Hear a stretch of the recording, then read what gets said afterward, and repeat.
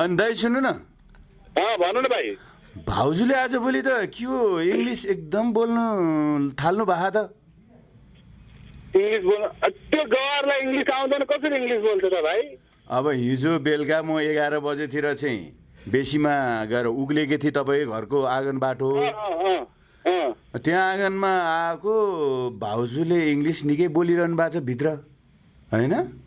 Common baby common भनिरहनु भएको छ कि ओ माई गड भनिरहनु भएको रहेछ।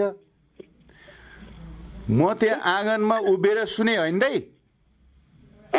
सुने। अनि भाउजू आज किन इङ्ग्लिस बोल्नु भएको छ, राम्रोसँग पढाए मान्छे पनि होइन, यस्तो इङ्ग्लिस पढेर गएको छ भने मैले म एकछिन टुवा परेँ, होइन के भयो यो, के हुन खोज्यो यो कलियुगमा भने के मैले सोचेँ।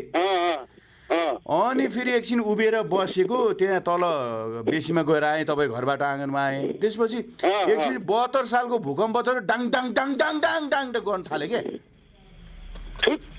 यो भा के हो दाइ, के दाइ